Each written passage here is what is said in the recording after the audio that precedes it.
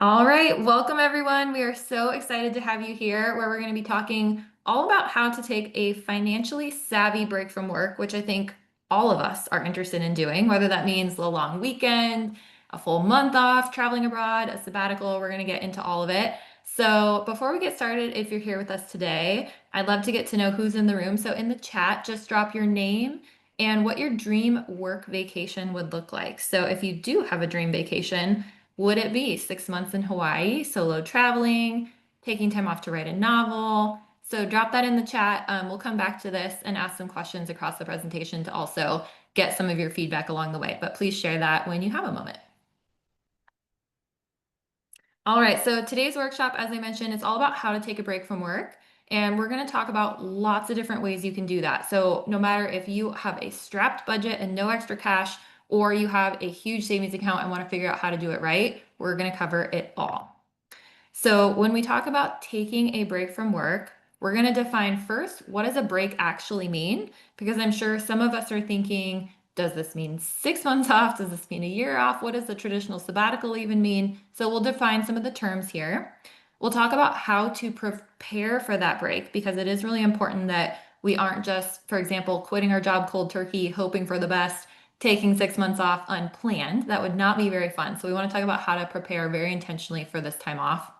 We're going to go through step-by-step planning, thanks to our co-presenter here today, Taylor Anderson, who is an expert in all things sabbatical. We're going to talk through all those steps you would take, and then also open up time for Q&A and share some really valuable resources. So we hope that this presentation can be very open and casual. If you do have questions, feel free to drop them in the chat. We can answer as we go. We're also going to leave some time at the end for some FAQs. So let's dive into it. And I'll start by introducing myself and then let Taylor introduce herself and we'll get into the content. But if you don't know me, I'm Dr. Annie Cole. I am the founder of Money Essentials for Women, and I do financial coaching a lot of times around just some of the money basics that get missed. So things like budgeting, your financial vision, how to create more income, how to climb the ladder, things that you may not know who to go to when it comes to your financial questions. So my story in a nutshell, in my 20s, I was a social worker making $26,000. And by my 30s, I was in a vice president role and had a $1 million net worth. There are a lot of things that happened in between those 10 years. I won't get into all of them today, but what I did with all of the information and things that I've gathered is I founded Money Essentials for Women and decided to create all of these free educational workshops by partnering with amazing certified experts in the community. So that's why we're here today, working with expert Taylor Anderson. So I'll let her introduce herself. Sure. So Taylor Anderson, I'm a certified financial planner, which allows me to give financial advice and investment management. But I wasn't always in the financial industry. I graduated college with a business degree and went into corporate America. I actually worked at some great companies, worked on great teams. I really enjoyed my work. But about, I would say, 5 years into it, I started to get the itch. And I was living in Seattle and knew that eventually I wanted to move home to Vancouver, Washington, where my family was. So it took a few years to plan it, but 8 years into my career, my husband and I decided to take a break. We knew we were moving and we said, well, we could just put everything in a U-Haul and go buy a house down south, or we can take a chance to do something different in between. And so we ended up joining the Peace Corps for 2 years. We lived in Central Asia. And then we continued from there for 6 months, traveling around Southeast Asia. We eventually did come home, and it was only after the fact that we even called it a sabbatical. We were just taking a break. And so when we came back, it took us a little while to find our footing. But I started a financial planning business in 2017 with my dad and my sister. And as it has grown and evolved, we have started specializing in helping people plan sabbaticals. Awesome. I love this so much. I think I've spoken to so many people, especially women, who have taken breaks or creative time to travel, and they haven't identified it as a sabbatical or as a break. So I love that even you are saying, oh, yeah, I took that time. And then later I knew what it was. Exactly. Yep. So let's dig into this topic of the break. So I want to first talk about what does it mean to actually take a break from work and tell you that there's more than one definition. So when you think about taking a break, I want you to think actually about a spectrum because we have all the way over on the left here just taking a day off or even taking an hour off or taking a lunch break. We literally have the tiniest increment of break all the way up to planning this extensive sabbatical, which traditionally was maybe given out by some employers for people to take an entire year off of work. We have sometimes sabbaticals that are for, the summer break or a month off. So there's this really big range of ways you can take a break. So for a lot of people, we assume, oh, I don't make a lot of extra money. A break is not in the cards for me. I don't really get time off. I'm really tied to my 9 to 5. Think about the ways that you can build in a break in a way that fit your financial situation and your current professional career obligations.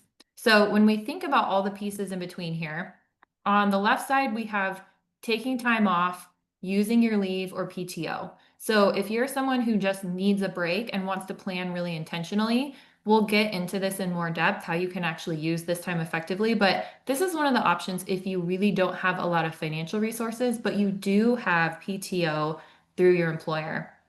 One thing that I want to note is that so many people have PTO and don't even use it all, and it runs out by the end of the year. So we definitely want you to be thinking about, even before you feel like you need a break, how you can be using your PTO and being intentional of taking care of yourself and taking breaks from work.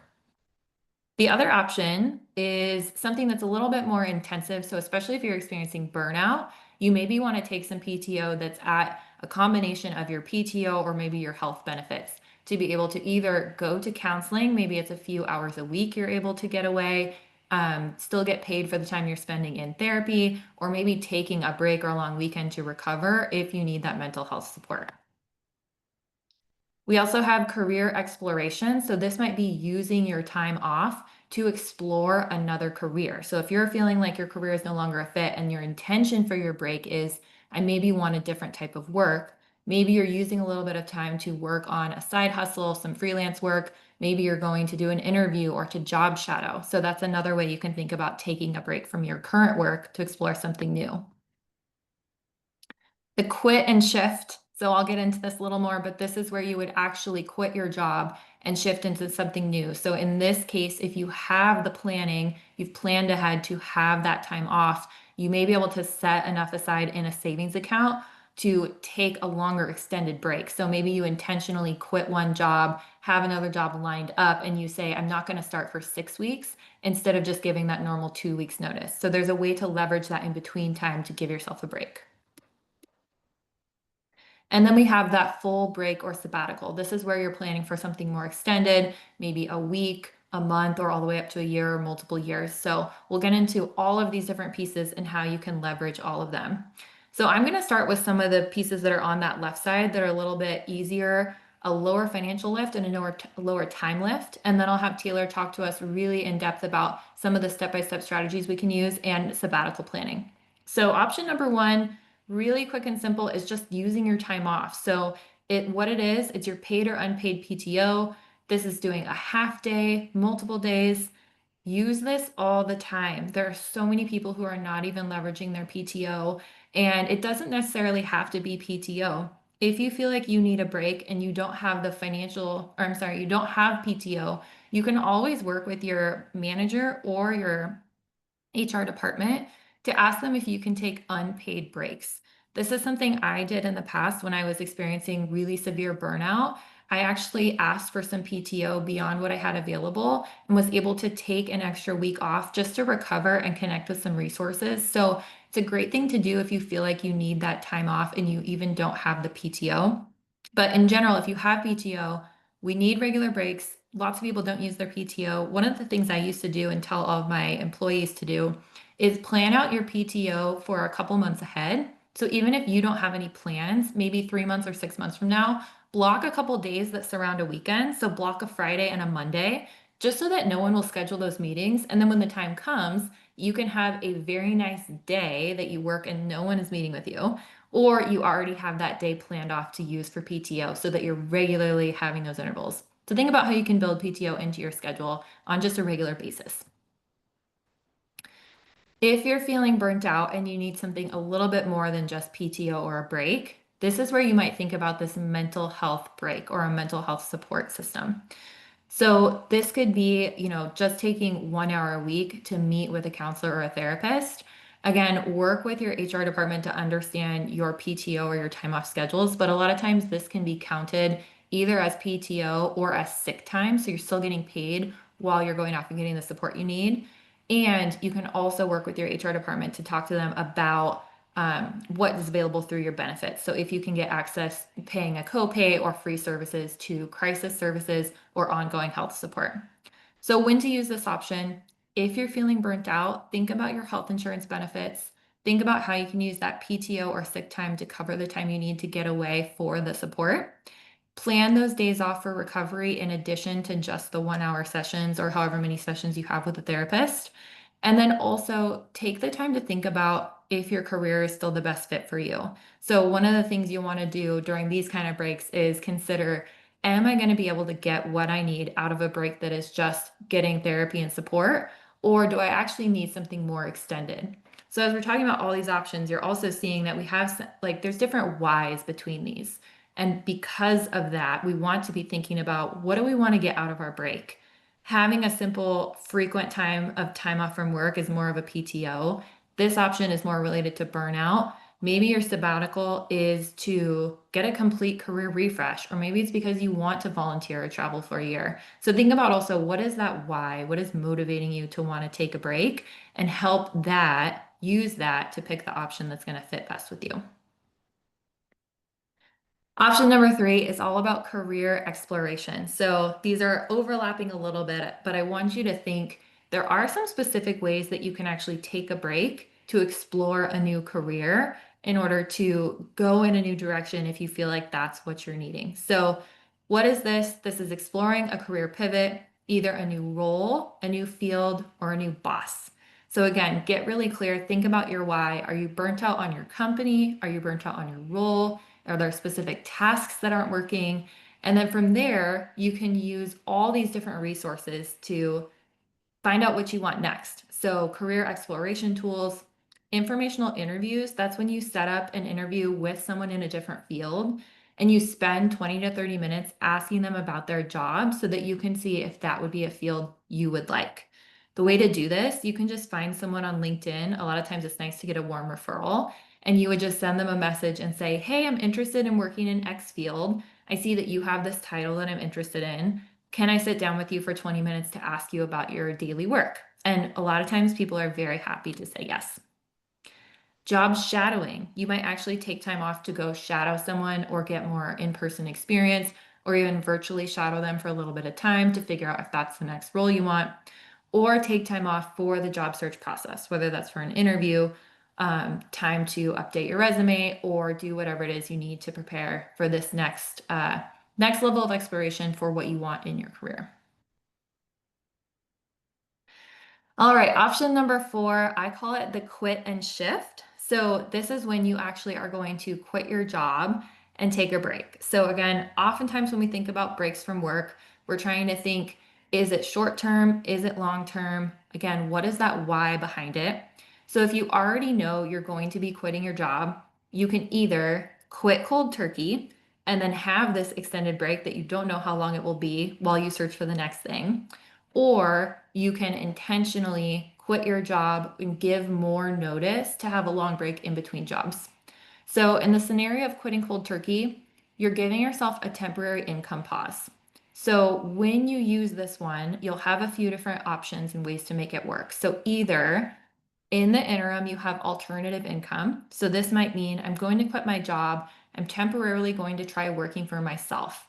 I'm going to do this contract work. I'm going to do Fiverr or gig work in the meantime. So it may be quitting to do something else that's temporary.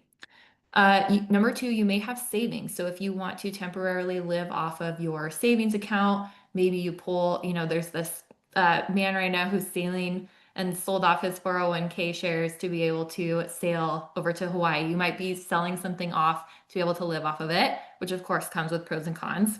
And then you might have an emergency fund to cover, you have health savings, you have family savings, you might have something else that you can use to help fund that time off. So be thinking about how long do you want to take off and then what kind of funds you would use in the meantime. And then option number five, this is going to be that really long extended break. So this could be a planned sabbatical. And when we're using the term sabbatical, I'll let Taylor define it even more. But basically, we're just saying an extended break. So this is somewhere between the few weeks to a year plus. It's longer, it's more intentional. It's not just a temporary pause that's like a week or a weekend. It's going to be something that's longer than that. So when to do this, this is where we want to be even more intentional about our planning. So we want to have planned your why, what you're going to do during the time, plan out the costs, and then plan how you're going to pay for it. So I'm going to pass things over to Taylor and let her dig into exactly step by step what you could do in this scenario. Me, pull up the share.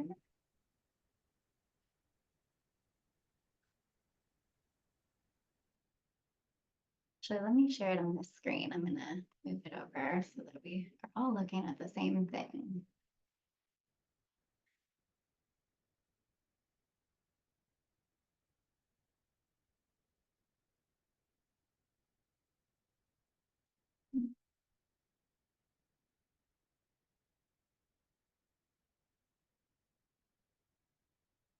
All right. Picking up where Annie left off. So yeah, I would definitely also define a sabbatical as a few years to, or a few weeks to a year plus. We typically will look at 3 months to 12 months in the work that we do, just long enough to make most people slightly uncomfortable. So that's what I'll jump into next, which is a lot of the resistance that we actually hear from people when we talk about sabbaticals, when we say, hey, we help people plan sabbaticals, we hear, "Oh, I wish I could take a sabbatical, but I can't, like, how would I know what I'm going to do for work when I return? I mean, my life is so busy right now. How would I even figure out what to do with 3 months if I had that time?" And you're talking about travel, but what do I do with my house, my car, my stuff? Like, how do you even work through all of that? So it's interesting that we, I think, put up the barrier that is financial, but there's all these other mental questions that come into play when we talk about taking the path less traveled, where the time off is a little bit longer than we traditionally think of from a vacation perspective. So one of the ways that we like to get past this, where we're saying how do all of these objections for why a sabbatical just seems so hard, is going back to what Annie talked about in terms of your why. So the way we like to go about it too is say, okay, let's imagine if you did take a sabbatical, what would be the best case for your career when you come back? And jot some things down, things like, oh, I get hired on my team, this team that I've always wanted to be a part of, or I finally start this business that I've been dreaming of, or honestly, I spend most of my time volunteering and we find another way for income to come in. It can be anything. And the idea is this is a dreaming kind of phase where you think of what could it be? And this helps with the why part of it. It makes sure that you're running toward something. But then we also like to do the flip side of, okay, what's the worst case scenario if you take 3 months to 12 months off? And a lot of times we try to challenge people to really think, what's the worst case? Because sometimes I go back to the exact same job I had before, but with renewed perspective, a little bit more energy, some boundaries that I've been able to set. So maybe that's worst case, or maybe worst case is I learned that I don't like the job that I am going back to, and so I need to come up with something else. And all of those things we start working through with our clients as well to try and figure out what are some of the things that are within your control and what are some of the things that you can plan ahead for so that if you make the leap into a sabbatical, these things are accounted for. So I wanted to kind of run through a sabbatical plan with you using fictional characters. They're kind of an amalgamation of people we've worked with in our time. And we'll put out there the disclaimer that this is one scenario, and the things that this couple is going to do may or may not apply to you. But we're going to talk about Kim and John, who plan to go on a 6-month sabbatical in South America. Both professionals, and just kind of wanted something more than what they were currently doing, but they don't exactly know what. So the way we try to think about the step-by-step process for planning a sabbatical is to not just think about saving for the time you're not going to work. I think a lot of people would consider that being the financial planning that they do for sabbaticals, but we actually like to plan for before your sabbatical, during your sabbatical, and after your sabbatical so that it's a cohesive plan, and you set yourself up for a really great trajectory after you come back. And I'll point out that steps in here are things that you can do yourself, but there is a whole bunch of professionals and communities out there that are there to help you, so you don't feel like you're doing it alone. So before taking a break, here are some of the key things that we help in the planning process. Number one is committing to the break. We have seen the difference between people who take a sabbatical or just talk about a sabbatical is often just the commitment, really saying this is something I need. Because once that commitment is in place, you'll find that other decisions become easier, and you find a way to make it work. It might have to look a little bit differently than your dream sabbatical, but there's a way to make it come together if you decide this is what you want. So from a financial perspective, one of the things that we do first before the sabbatical is just understanding net worth and cash flow. So net worth is the calculation of your assets. It's what we say, the things you own minus liabilities, the things you owe. And just knowing what's in the bank, what kind of property you have, what kind of savings do you have, versus what kind of debt do you have? Do you have any loans? Do you have any mortgages? So we try to help our clients understand that first and foremost, just as a kind of snapshot of current financial standing. And then cash flow is separate. That's the money that's coming in and going out. So how much are you earning and from what sources? What is it getting spent on? What is your tax liability? Where are you stashing it away in savings accounts intentionally or unintentionally? And just getting a sense, a lay of the land. And that by itself, those first two steps, committing to your break and understanding your current situation, gets you a long way toward planning the sabbatical. Then the next thing, we're pulling back in the why. We like to do another exercise where you list out your sabbatical non-negotiables. So what's the point of taking a sabbatical? Is it that you want to travel and see a region? Is it you just need a quiet place, and you need to detach from current life completely? Are there things that are keeping you kind of close to home and you don't want to leave where you currently are, but you need a different type of experience day to day? Is there something you've been wanting to learn and you just haven't been able to do it, or something you want to create and the time just hasn't presented itself? Listing those things out and what you want out of your sabbatical actually becomes some information we use from a financial perspective. It helps narrow down the types of things that need to be saved for. And it helps move the plan forward and actually getting you to set a date for it to start. So once we know, okay, what's the current set of assets and liabilities, what's cash flow look like, what kind of sabbatical are we planning, we work with our clients to make a savings and a spending account strategy. So it's not just how much are we saving, it's to what types of accounts are we saving to, and what are we spending from? What will we spend from during the sabbatical? So there's 4 different types of tax treatments that apply to different types of accounts. Just as an example, if you have a 401k, that's a tax deferred account. Money that goes into that account doesn't get taxed when you put it in, it gets taxed when it comes out. So that's one way that accounts get taxed, and there's different tax treatments for other types of accounts. The other thing that's interesting about 401ks, which is a lot of times a primary savings vehicle for people in their young professional years, is it's meant to be a retirement account. So if you take withdrawals before age 59 and a half, you get to pay a 10% penalty. So in our ideal world, we aren't spending or putting money in a 401k that's intended for the sabbatical. And that's the type of account strategy that we put together.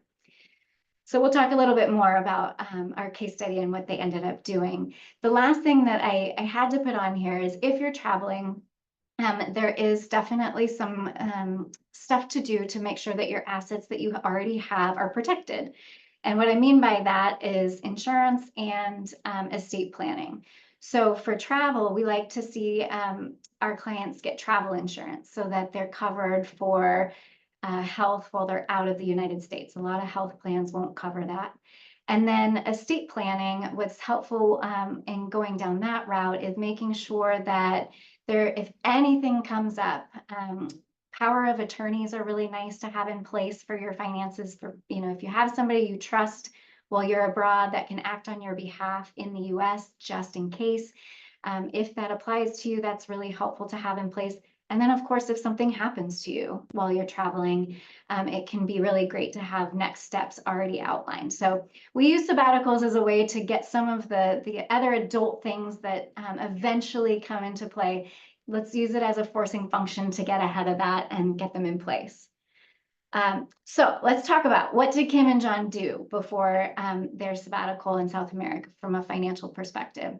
They worked with a financial planner, and of course, this is me sharing my story of kind of a series of clients we worked with, but we did help calculate their net worth. And we built an intentional monthly saving strategy where they actually, in some cases, and in this case, we'll say they diverted some of their savings from their 401k to an after-tax account so that they weren't going to pay the penalty on that amount.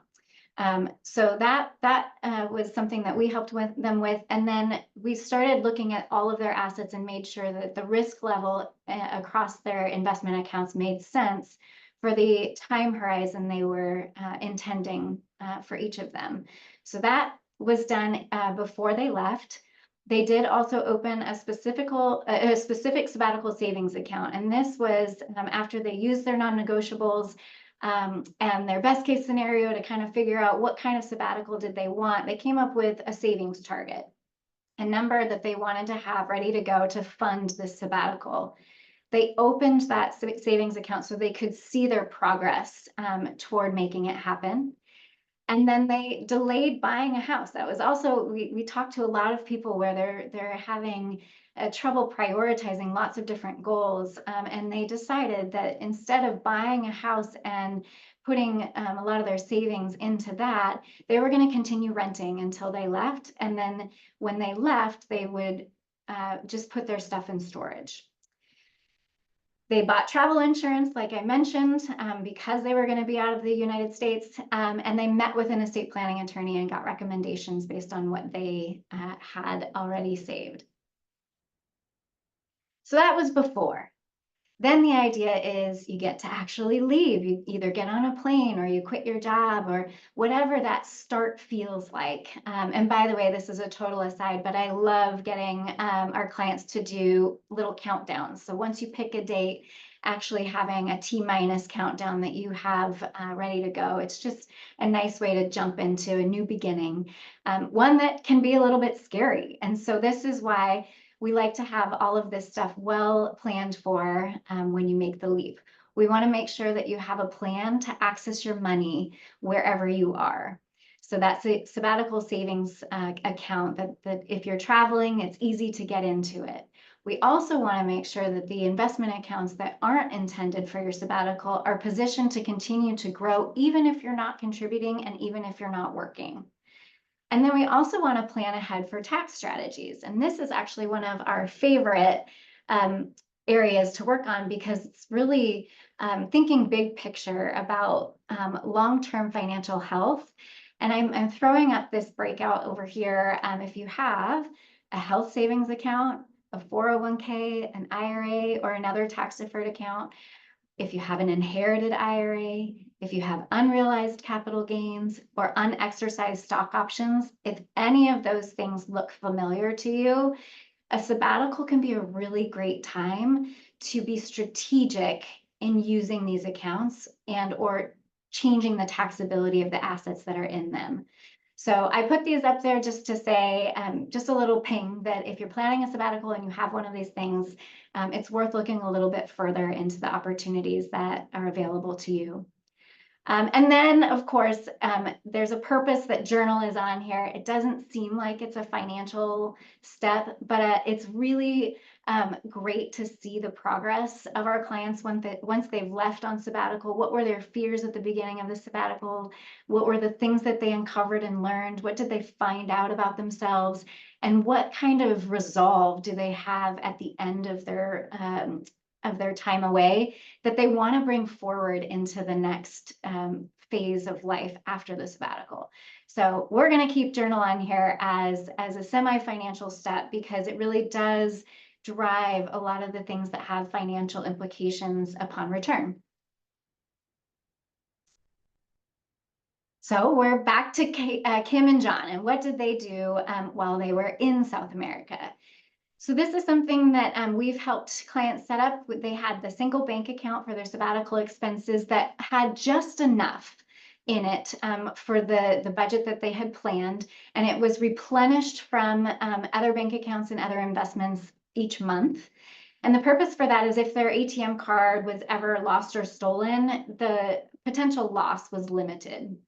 And speaking of that debit card, we got them set up with a bank account with a card that had ATM and foreign transaction fees. Well, the ATM fees are reimbursed and foreign transaction fees are also covered by the bank.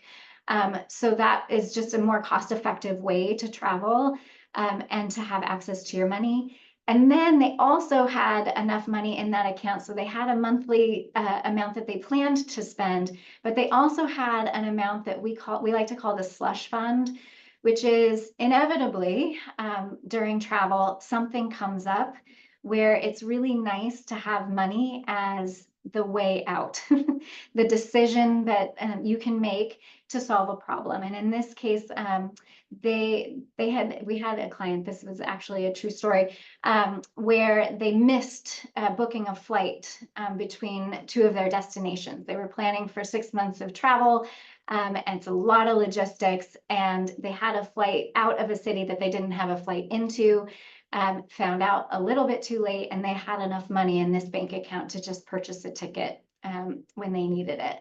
So we know that that happens. The version of that changes depending on the trip, but it was nice that that was already planned for and it wasn't something that they had to scramble to cover.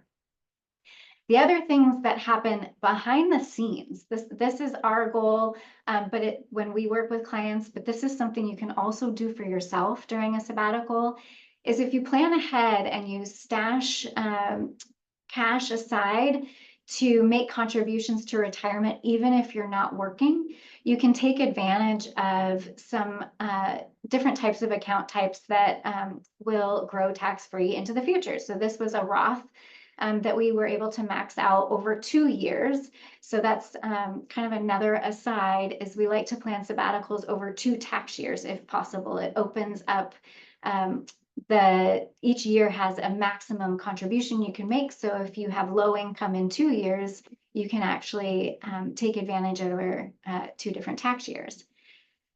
Over the 2 years as well, it gave us room to be strategic about taking distributions from an inherited IRA that Kim got from her dad. She inherited it after 2020, which means that it falls under a 10-year rule.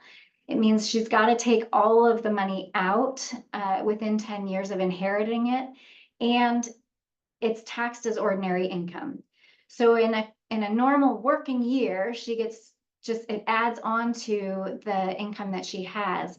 But at a lower income, she can take money out at a lower tax rate. And so we did strategic distributions from the inherited IRA so that she was able to keep more of the distribution for herself.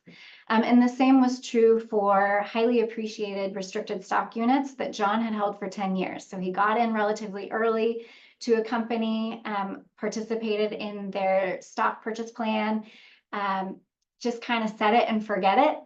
And then all of a sudden it was tough to sell those shares because they would have generated a large capital gain tax. And so again, in a year where income was lower, there was a little bit of room to take that at a lower tax rate. So going back to, if we think about financial planning for a sabbatical, mostly in terms of just saving for the sabbatical itself, but we like to make sure that it's clear that you can extend the planning beyond just savings, and you can be strategic with different accounts given the change in income. All right, so they went on the sabbatical, had a great time, and then came back. And this is something we also like to plan for well in advance. Time and time again, we hear, I want to take a 6-month sabbatical, and after 6 months, I'll figure out, what I'm going to do, and I'll start doing that. And the truth of it is, you can take a 6-month sabbatical, and then there's this period of transition that gets called reintegration. And this is when you realize you're no longer the same person as before the sabbatical. You have found a little bit more out about yourself. You've reestablished some values that you want to bring forward. And you're re-entering at a time that's different than when you left. So the job market has shifted. Maybe the economy has shifted. And so in order to kind of bring all of that together, in our planning for sabbatical, we like to give all of the people we work with a 3 to 6 month buffer. So Annie talked about emergency fund, and this is kind of a beefed up emergency fund where it's planned for you to have the ability to spend time figuring out what life after sabbatical looks like, to get you closer to that best case scenario you dreamed at beforehand, the whole purpose of taking the sabbatical. And so step by step, you rebuild your life, but it takes time to do that. So we want to make sure you're not financially stressed during that time, that you have the time to bring your fresh eyes back to job opportunities, to negotiate for what's important to you. So are there any of the non-negotiables for your sabbatical that now become non-negotiables for life? And is that a way that you want to go into your job search and your negotiations, again, that have financial implications for your life going forward? And then, of course, use your journal. We mentioned that earlier, that slowly but surely, as you reintegrate into life, it's really easy to kind of slide back into old habits or just belief systems that were challenged during the sabbatical. And if there's a journal or some way that you've captured the experience you had during that time, going back to it well after the sabbatical is over can just bring that forward. The hopes and dreams that you had for yourself during your sabbatical, you can relive if you document them. And a lot of times what we've seen is that after people we've worked with have taken a break, they start planning for their next break, because they've now seen that taking the leap really can be the hardest part, but with some planning and a clear purpose for a sabbatical, it can become more of a regular thing as needed throughout your career. So I'll share a little bit about how this played out for Kim and John. So the reality was they went on a 6-month sabbatical, and it took them 3 months to start their next jobs. It wasn't an immediate thing. And they had to live with family for the first month back so that they could figure out where were these jobs going to be, where were they actually looking, and what made sense for their next living situation. But they were able to find jobs with more flexibility. That was one of the things that they came back from the sabbatical really valuing and wanting in their lives. And so that was kind of the priority for how they did the job search. They had made videos from their travels and revisited them often, both just with themselves to remember the experience, and then also to share what they had done with everybody back home. And then they too set a goal to do another sabbatical in 5 years. They loved it so much, they got so much out of it, and they now have these jobs with more flexibility. So they kind of got it in their minds that this is something that they might be able to do and that they might want to do in 5 years. And at the end of the day, the reason why I do this work, and the reason that I think once people take sabbaticals, they start getting the courage to do it again, is it wasn't necessarily all about the saving and the planning and the doing of the sabbatical. It was the things that they got to appreciate in the process. They had time to travel slowly. They got to spend afternoons just sitting and sipping coffee and looking at the beach. They connected with other travelers around the world and made friends that then they could now visit when they went on vacations, other places. They had money when they needed it. They just didn't really have to think about it because they had done the planning well in advance. And they had worked with a financial planner who was doing stuff behind the scenes for them. They got the realization, and this is what we shared with them getting their flexible jobs. They realized they could shape their days, that they could work when they had the energy to work, they could rest when they needed the time to just recharge, and that taking that as a non-negotiable into their lives after sabbatical didn't actually ruin their careers, and that their retirement savings, they had planned ahead to keep that going at the same time. And they were able to carve time out, that going back in their new, taking those afternoon, enjoying the simple things, they pulled that forward into their life after sabbatical, where they carved time out specifically to do hobbies and have rituals that they enjoyed in their regular lives. So this again is the purpose of it all. It's not just from a career perspective, and not just from a grand adventure, but we know that people enter sabbaticals from lots of different directions, whether it be like me, where I had the itch of doing something else, I knew I wanted to land in a different spot, or if it's unplanned, or if you're burnt out. This is kind of what we like to show as the reason to put in the effort to make it happen. So I think with that, Annie, we get to bring it back to the group and see if there's any questions. Oh, I'm so inspired. I love all of this. I cannot wait for just more people to hear about this because I do think you're right. You hit the nail on the head. People think this is not possible for them. It's only for the wealthy few, and there are so many ways to get around it. So if you're here live, feel free to drop questions in the chat and we'll answer them. I'll kick us off with a question that I have for you, Taylor, and I'm sure people watching the replay will be curious about this. So these days, there's all this talk about the micro retirement, quitting your job, creating passive income so you don't have to work at all. So I think people are trying to get a break from work in a lot of ways. And so I'm curious what advice you would give to people when they're trying to decide, should I try to create a flexible work-life balance where I can travel and work remotely? Should I go for the 6 month sabbatical? Like, how do I decide which is the best fit for me in getting in my breaks? Yeah. Well, of course, I'm a little bit biased, right? Having done a sabbatical myself, and recognizing the space it gives you to even ask yourself that real question. I think the Yeah, answer is very individual. What really drives you and what gets you excited. I mean, for me, I like having work, a job to go to and a purpose to push forward, but I also like the purpose to be very clear. And I like to feel like I am building towards something.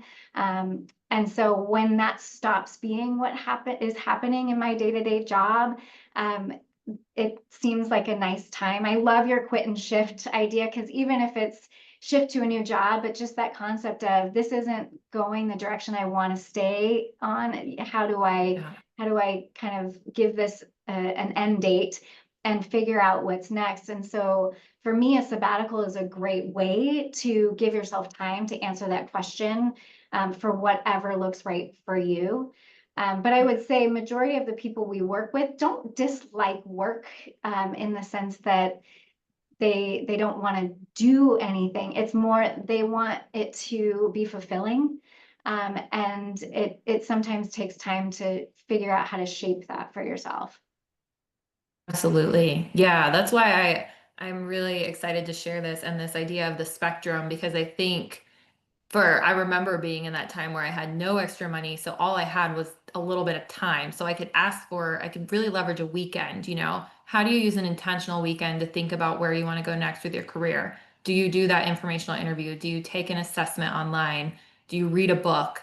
And then all the way up to what you're saying, the longer time we have, the more detached we are from our day-to-day life. When you're sitting on a beach for the seventh day, you start to think differently. And so, yeah, when you can take the longer break, you're just going to be able to get into more reconnection with yourself and I think, differently about what you want to do moving forward. Absolutely. Yeah. I think the other question that I wanted to ask you was more about travel hacks, which I think is a Oh. little bit different, but also in your experience, because you're planning sabbaticals, what are some of the ways that people are making the most of their money when it comes to traveling abroad, planes, hotels, like all of that kind of stuff? Yeah. Well, and I shared, we did a handful of travel hacks ourselves. One was finding a program where we didn't actually have to pay to go abroad. So the Peace Corps was a way for us to do that, get a whole 2 years. We were working in the sense of volunteering, but in a completely different um, scenario, different environment, different country, different region, and the Yeah. Peace Corps funded that. So that gave us a little bit of the stability from a financial perspective for that period. But the 6 months that we did in Southeast Asia was a combination of being cost conscious and being very creative in the places we stayed, and especially in different regions of the world. Uh, Costs can be different than they are in the US. So there's a little bit of research that can be done there to find cheaper options, quite honestly, to spend longer periods of time staying somewhere. But also, we are very excited about travel points, not experts Yeah. ourselves, in keeping on top of all of the credit card offers and all of that, but using those as a currency that's available to you, and being intentional, just like saving to different types of accounts, being intentional about what type of points to accumulate is something we talk a lot about too. Yeah. Oh, I love that. I'll give a plug. We have someone coming to speak in the coming months all about travel hacking and using points. So I cannot wait for that person to come on and talk about that too. Yeah, it is such a big deal because there's major differences between the ones that are worth it and the amount of points you can get and the sign-on bonuses and all that kind of stuff. And yeah, your tips about I think the savings account usage or even, being on a super low income or maybe no income during the time you're on sabbatical and leveraging that to be the time when you're, actualizing other assets and gains. That's so important. Yeah, it's often a missed opportunity. And so it's something we love helping clients figure out. Yeah. Okay. Next question. I think maybe we'll wrap it up here. So for the person who is, thinking this is great, but I still have no money. I didn't inherit anything. I don't have any retirement savings. I just have my income. What would be some of those bite-sized steps you would suggest that they could start with? So I'm assuming this person decides they want to break, and then right now it is the financial hurdle that is in the way. And so what I have seen is, I think you have a lot of really great content about this, is trying to find a way to, in within the job that you currently have, take the breaks that you need, but also to try and find a way that allows you to either add to your income. And I actually like to look at that side of it more, and add to your income versus try to reduce expenses. We're not trying necessarily to starve ourselves or anything like that for the sake of a sabbatical. But are there ways where taking on an extra project or doing some gig work, or what we like to do is target either a company or a role that can benefit from the skill set you have, and work toward that, and make sure that it's okay for yourself to give yourself time to get there. But sometimes we have seen many people do jobs that they weren't exciting, or they weren't like fulfilling in the sense, but they paid well enough that if they did it for a period of time, they could live below their pay level and stash some money away to at least give themselves a little bit of a break between. But in the end, I mean, it really, we wouldn't necessarily, we'll just say this, we wouldn't recommend taking on debt to go on a sabbatical. That just creates longer term stress from a financial perspective. And so whatever is possible in terms of incrementally increasing income and then stashing some of that away for the purpose of a sabbatical, again, with that why in mind, keeping that motivator front of mind can make some really amazing things happen. Yeah, I think you're spot on. And yeah, if you're someone listening and you're like, okay, I have a lot of ideas, I'm feeling a little lost, number one thing to do is go grab a piece of paper and write down your why, because the why will determine the what you want to do next. And then even if that big picture what is, I need to change jobs, I need 6 months off, then you can start breaking that down into steps and it can become more manageable. So take that time to start with your why. I think we will wrap it up there. I don't see any other questions in the chat. So thank you so much, Taylor. I want to give you a chance. And where can people find you and continue working with you? Sure. Our website is middletonand.co, middletonand.co.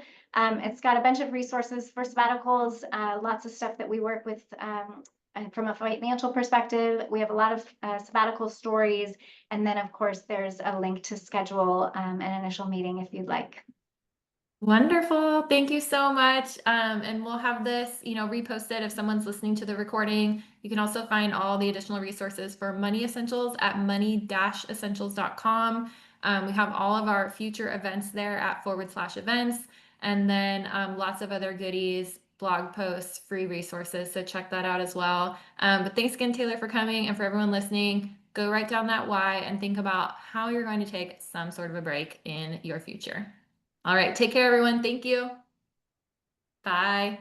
Bye.